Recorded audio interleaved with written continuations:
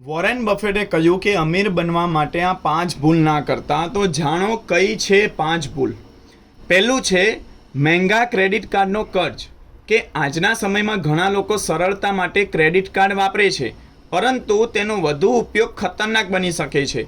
ઊંચા વ્યાજ દરના કારણે નાના ખર્ચો પણ મોટા કર્જમાં ફેરવાઈ જાય છે.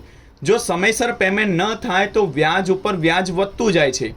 એટલે તેનો યોગ્ય માર્ગ તો એ છે કે જરૂર હોય તેટલું જ ખર્ચ કરો અને હંમેશા સમયસર બિલ ચૂકવો.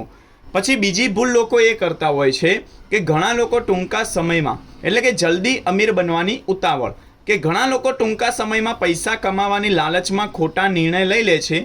તેઓ ઝડપથી નફો આપતા સ્કીમમાં પૈસા નાખે છે, જે ઘણીવાર જોખમી હોય છે. તેમાં સાચી સમજ તો એ છે કે ધીરજ અને લાંબા ગાળાનું રોકાણ સાચો રસ્તો છે.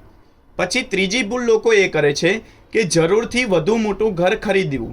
એટલે કે ઘર લેવું એ સારો નિર્ણય છે, પરંતુ પોતાની આવક કરતાં વધુ મોટું ઘર ખરીદવાથી ફાઇનાન્શિયલ પ્રેશર વધે છે. ઈએમઆઈ અને અન્ય ખર્ચો જીવનને મુશ્કેલ બનાવી શકે છે. તો એની યોગ્ય રીત તો એ છે કે પોતાની ક્ષમતા મુજબ જ ઘર પસંદ કરો. ચોથું છે કે નવી કાર પર વધારે ખર્ચ. નવી કાર ખરીદવી એ ગર્વની વાત છે, પરંતુ તે એક ડિપ્રિસિએન્ટિંગ એસેટ છે, એટલે કે સમય સાથે તેની કિંમત ઘટે છે.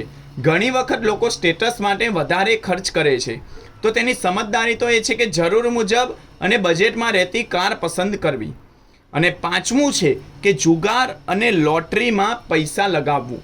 કે ઝડપથી પૈસા કમાવવાની આશામાં લોકો જુગાર અથવા લોટરીમાં પૈસા નાખે છે, પણ તેમાં જીતવાની શક્યતા ખૂબ જ ઓછી હોય છે. એટલે આનો સાચો માર્ગ તો એ છે કે મહેનત અને સમજદારીથી કમાયેલો પૈસો જ એ લાંબા સમય સુધી ટકે છે.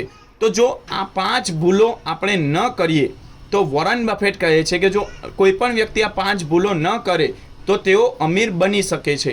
પરંતુ જો આવી બધી લાલચ અને ગેલસામાં ફસાઈ જઈએ તો જે મૂડી રોકાણ ભેગું કર્યું હોય તે પણ ડૂબી જાય છે.